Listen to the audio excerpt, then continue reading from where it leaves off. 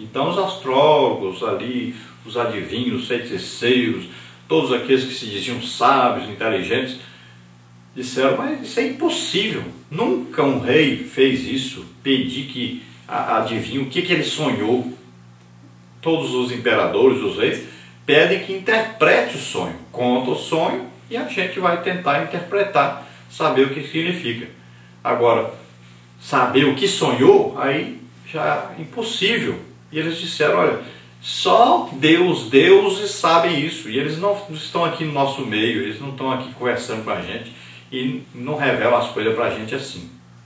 Então, eles disseram exatamente o que era verdade. Aqueles deuses falsos que eles buscavam, que na verdade eram demônios, eles não gostam do ser humano, eles não interagem com o ser humano, eles não estão aqui para ajudar ninguém, estão para matar, roubar e destruir. Então, mas existe um Deus verdadeiro, um Deus poderoso que revela sonhos. E Daniel e seus companheiros, como eles já estavam incluídos entre os sábios, eles seriam mortos também junto com os sábios, porque ninguém conseguiria adivinhar o sonho do rei Nabucodonosor, muito menos interpretar um sonho que nem se sabe que sonho foi. Então a situação era essa, quando Deus vem então em auxílio a Daniel e seus companheiros e a seu povo, é claro. Vamos então à parte número 2, a atitude sábia de Daniel, que está no capítulo 2, do versículo 16 até o versículo 30. Nós temos aí nessa parte os seguintes tópicos. Tópico 1, a cautela de Daniel. Tópico 2, Deus ainda revela mistérios. Tópico 3, o caráter profético do sonho de Nabucodonosor. Vamos então ao tópico 1, a cautela de Daniel. Daniel entrou na presença do rei e pediu-lhe um tempo para desvendar o sonho. O objetivo era receber a resposta de Deus acerca do conteúdo do sonho de Nabucodonosor. O profeta Daniel não agiu isoladamente. Antes procurou seus amigos Ananias, Misael e Azarias para juntos orarem a Deus, pedindo-lhe orientação espiritual sobre o assunto, a fim de que eles não perecessem com os sábios da Babilônia. A ousadia da fé do profeta demonstrada neste episódio ilustra-nos quão essencial é para o crente viver uma vida de confiança e inteira dependência de Deus. Há coisas na vida do crente que demandam oração perseverante. Para obtermos resposta do Senhor, a oração ainda é o canal mais eficaz. Mateus 6,6. Então veja só que Daniel já era conhecido, já tinha sido apresentado ao rei Nabucodonosor e já tinha terminado o seu curso, foi acolhido como um dos sábios para o governo, então, para o reinado de Nabucodonosor, junto com seus 3 amigos, o Ananias, o Misael e Azarias. Então veja bem que Daniel agora entra na presença do rei e ele vai então pedir um tempo, porque o rei Nabucodonosor já tinha decidido, vou matar todos os sábios, já tinha dado a ordem. Então quando Daniel fica sabendo, então ele vai até o rei e pede tempo para que ele pudesse orar ao seu Deus e saber a resposta, saber a interpretação do sonho, tanto o sonho como a interpretação. E o rei, vendo a sabedoria de Daniel, vendo a coragem, a fé que ele tinha no seu Deus, então ele permite. Então Daniel vai e fala com os seus 3 amigos, Ananias, Misael e Azarias, e diz para eles, vamos orar e vamos pedir a Deus então a revelação aí, tanto do sonho como da interpretação desse sonho, para que nós não morramos. Nós estamos incluídos aqui naqueles que vão morrer. Então foram orar. Veja bem que Daniel tinha certeza, ele tinha fé que Deus daria a ele a revelação, tanto do sonho como da interpretação do sonho. Então veja bem que ele não apenas não acreditou e pronto, não. Ele foi orar. Quando eles foram, por exemplo, estudar a palavra de Deus e viu os 70 anos que estavam designados aí para o seu povo de cativeiro, ele apenas não falou assim, pronto, já tem 70 anos, acabou, está tudo bem. Não, ele foi orar.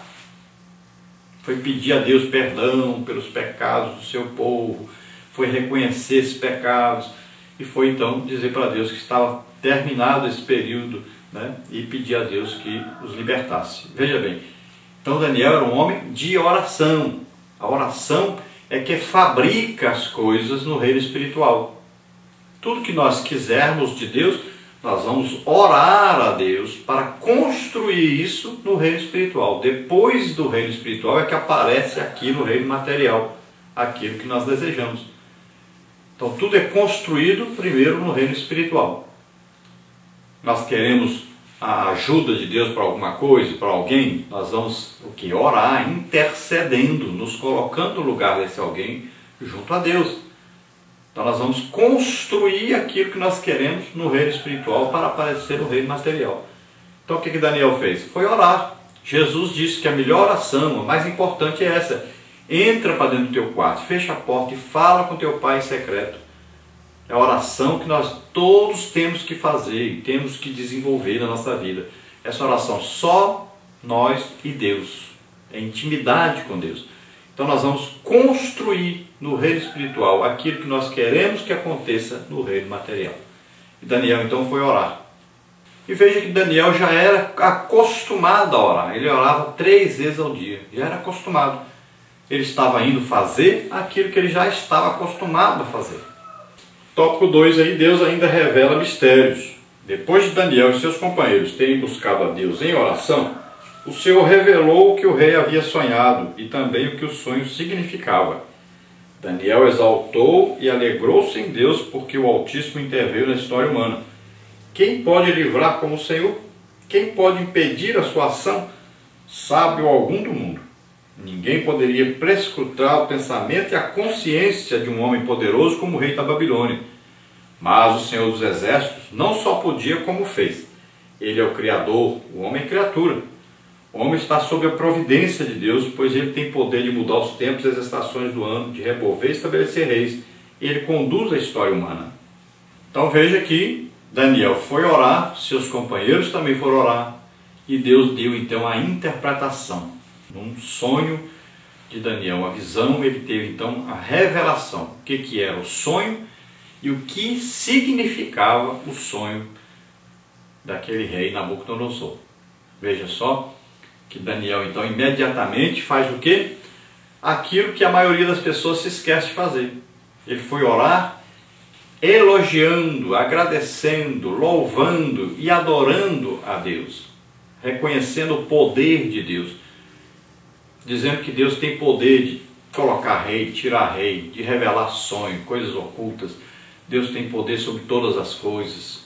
Deus é todo sábio, está presente em toda parte, sabe todas as coisas. Então veja só que ele foi agradecer a Deus, foi louvar a Deus, foi adorar a Deus. E isso é muito importante num relacionamento do cristão com Deus. Sempre. A oração é que vai fazer a intimidade, sempre lembrando que existe aí o falar e o escutar. Existe aí uma oração, um diálogo com Deus. Você vai falar com Deus e vai escutar Deus falar com você. Você vai transmitir o seu desejo a Deus e vai receber a resposta de Deus. Então, Daniel fez isso. Ele foi orar e recebeu então a revelação. E ele percebeu então que Deus não é apenas um Deus distante, mas um Deus presente, um Deus que intervém. Daniel estava condenado junto com seus companheiros, ia morrer. Mas Deus interveio a seu favor. Deus tomou uma atitude de defender, de preservar Daniel e seus amigos ali. Tópico 3, o caráter profético do sonho de Nabucodonosor. O que foi revelado ao profeta Daniel? Em síntese, Deus mostrou que o sonho do rei dizia respeito à Babilônia, bem como aos acontecimentos futuros envolvendo outros reinos. A expressão fim dos dias merece ser destacada. Segundo a escatologia judaica, essa é uma expressão do Antigo Testamento que significa o espaço de tempo, desde o início do cumprimento da profecia no Império Babilônico até o estabelecimento do reinado de Cristo na Terra. Outro ponto digno de nota é que Daniel não expressa nenhum interesse de ter os créditos da revelação. Para o profeta, a revelação do mistério é mérito somente de Deus. A glória pertence ao Todo-Poderoso, que pela sua imensurável graça desvenda os mistérios terrenos e espirituais aos pequeninos deste mundo. Então veja só, o que foi revelado a Daniel? Foi revelado o sonho de Nabucodonosor e a interpretação desse sonho. Então isso aí dizia respeito ao quê? Ao Império Babilônico, aos próximos impérios também. E foi revelado também que haveria um reino no futuro do próprio Cristo.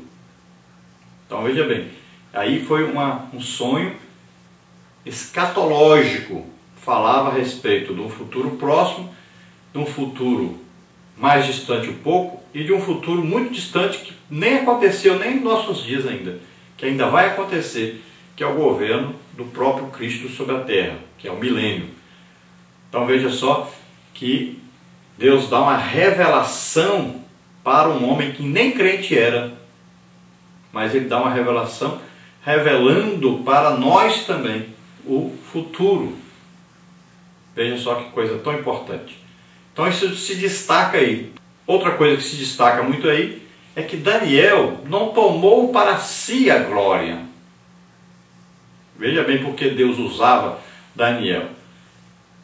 Ele não se gloriou por receber a revelação. Ele não se fez como importante, mas ele disse, é o Deus que eu sirvo que revela as coisas, não sou eu. Quem revela é Deus. Então ele deu toda a honra, toda a glória, todo o louvor para Deus. Então esse tempo do fim aí, para o judeu, essa escatologia aí significa que é o seguinte, desde o início onde o povo judeu foi para o exílio na Babilônia, então começou a contar aí, e até o governo de Cristo na terra, o milênio. Então todo esse tempo aí é chamado tempo do fim. Então é chamado aí esse tempo escatológico, começava ali e até os dias que nem nós vimos ainda. Então todo esse tempo aí contado como o tempo do fim, como essa revelação de Deus para a humanidade. Então isso aí pode ser chamado fim dos dias, ou final dos tempos. Fim dos dias por quê? Começa aí a contar desde a deportação, o exílio dos judeus para a Babilônia, até o governo do próprio Cristo sobre a terra, e o final de todas as coisas, tanto dos homens sobre a face da terra, como da própria terra. Parte 3, Daniel conta o sonho e interpreta-o. Então agora nós vamos saber o que é o sonho e a sua interpretação. Tópico 1, a correta descrição do sonho. Tópico 2, a interpretação dos elementos materiais da grande estátua. E o tópico 3, a pedra cortada sem ajuda de mãos.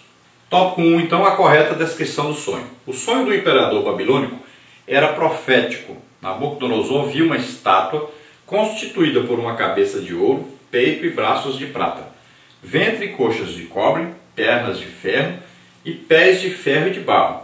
O versículo 34 relata uma pedra que foi cortada sem mãos, a qual feriu os pés da estátua, destruindo-a completamente. Os 4 impérios pagãos mencionados simbolicamente na profecia já existiram, comprovando a veracidade da visão profética. Todavia, a visão da pedra que foi cortada sem mãos ainda não se cumpriu, pois trata-se do reino universal de Jesus Cristo, que ainda não foi literalmente estabelecido. Então você veja aí esse quadro que está na revista do professor. Veja bem aí, o cumprimento da interpretação de Daniel.